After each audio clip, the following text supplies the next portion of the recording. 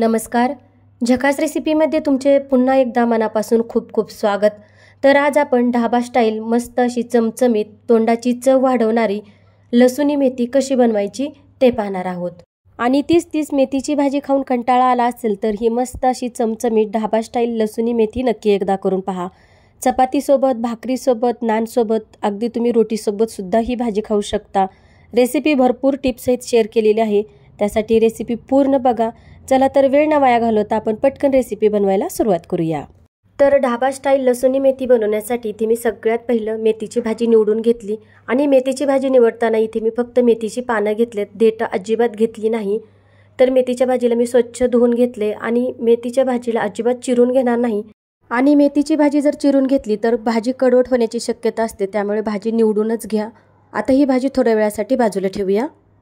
आता यानंतर इथे मी मिक्सरचं भांडं घेतलं. यामध्ये आपल्याला 2 चमचे डाळ्या, 2 चमचे तीळ, 2 चमचे भाजलेले शेंगदाणे घालायचेत आणि मिक्सरमधून एकदम याची बारीक पावडर अशी तयार करून घ्यायची. आता आपण इथे पावडर तयार करून घेतली. यानंतर मी इथे गॅसवर कढई गरम करून घेतली. कढईमध्ये 2 पळी तेल घालते. तेलसुद्धा चांगलं गरम करून घ्यायचे. इथे मी 10 ते 15 लसूण पाकळ्या बारीक चिरून घेतल्यात. आता हा लसूण आपल्याला चांगला परतून घ्यायचा. लसणाला हलकासा सोनेरी रंग येईपर्यंत परतून घ्यायचा. लसूण परतलेला आहे. आता यामध्ये आपल्याला भाजी घालून घ्यायची आणि लगेचच आपल्याला ही भाजी फोडणीमध्ये व्यवस्थित मिक्स करून घ्यायची. इथे आपल्याला गॅसची फ्लेम मीडियम ठेवायची. आपल्याला ही भाजी फक्त परतून घ्यायची. भाजीला अजिबात शिजवायची नाही, फक्त अर्धवट आपल्याला ही भाजी परतून घ्यायची. तर बघू शकता इथे आपली मेथीची भाजी चांगली परतून झालेली आहे. आता आपल्याला लगेच ही मेथीची भाजी एका प्लेटमध्ये काढून घ्यायची. आता यानंतर इथे मी तीच कढई घेतलेली आहे. आता त्यामध्ये आपल्याला तेल घालायचे 2 पळी आणि तेल चांगलं गरम होऊन द्यायचं. तेल गरम झालं की यामध्ये अर्धा चमचा जिरे, 2 सुक्या लाल मिरच्या आणि परत यामध्ये मी 10 ते 15 लसूण पाकळ्या बारीक चिरून घातलेल्या आहेत. आता हा लसूण सुद्धा आपल्याला हलकासा चांगला परतून घ्यायचा. लसुणी मेथी असल्यामुळे आपल्याला यामध्ये भरपूर असा लसूण घालायचा आहे, म्हणजे लसणाचा जो फ्लेवर असतो तो पूर्ण भाजीमध्ये उतरतो, म्हणून आपल्याला यामध्ये भरपूर असा लसूण घालायचा आहे. त्यानंतर इथे मी एक मोठा मीडियम आकाराचा कांदा बारीक चिरून घातलाय आणि कांदा सुद्धा आपल्याला चांगला परतून घ्यायचा आहे. तर हे बघा इथं आपला कांदा परतून झालाय. आता यामध्ये घालायचं बारीक चिरलेलं अद्रक. त्यानंतर यामध्ये घालायचे 1 ते 1.5 बारीक चिरलेला टोमॅटो घालायचा आहे. टोमॅटोची पेस्ट सुद्धा तुम्ही घालू शकता. आता इथे मी टोमॅटो बारीक चिरून घेतलाय आणि हा टोमॅटो मी चांगला फोडणीमध्ये परतून घेणार आहे, शिजवून घेणार आहे. तर बघू शकता इथे आपला चांगला टोमॅटो शिजलेला आहे. आता यामध्ये आपण काही मसाले घालून घेऊया. हळद घालायची, त्यानंतर लाल मिरची पावडर घालायची, काळा मसाला घालायचा, गरम मसाला घालायचा, त्यानंतर यामध्ये धना पावडर घालायची. मसाले तुम्ही तुमच्या आवडीनुसार घाला. कितपत तुम्हाला तिखट हवंय त्यानुसार तुम्ही यामध्ये मसाले घालू शकतात. आणि हे मसाले चांगले तेल सुटेपर्यंत परतून घ्यायचे. मसाला चांगला परतला की आपण जी पावडर तयार करून घेतली ती घालून घ्यायची. आणि आपण ही पावडर डाळ्या, तीळ आणि शेंगदाणे याची तयार करून घेतलेली आहे. ही पावडर आपल्याला मीडियम गॅसवर फोडणीमध्ये चांगली खरपूस अशी परतून घ्यायची आहे. याचा जो कच्चापणा आहे तो पूर्ण घालवायचा आहे, म्हणजे ही चांगली जेवढी तुम्ही पावडर परतून घेतात तेवढी भाजीला अप्रतिम चव येईल. इथे आपली ही चांगली फोडणी तयार झालेली. आता यामध्ये आपल्याला कोमट पाणी अर्धी वाटी घालायचे आहे आणि व्यवस्थित मिक्स करून घ्यायचे.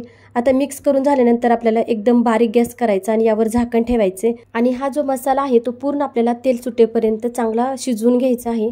बघू शकता मस्त असं ह्या मसाल्याला तेल सुटलेलं आहे. आता यानंतर आपल्याला परत कोमट पाणी 1 वाटी घालायचे किंवा आवश्यकतेनुसार यामध्ये पाणी घालायचे आणि व्यवस्थित मिक्स करून घ्यायचे. मिक्स करून झाल्यानंतर इथे आपल्याला मीडियम गॅस करायचा आणि एक उकळी येऊन द्यायची आहे. कोमट पाणी असल्यामुळे लगेच उकळी आलेली आहे आणि उकळी आली की लगेच आपल्याला यामध्ये परतून घेतलेली मेथी घालायची आणि व्यवस्थित मिक्स करून घ्यायची.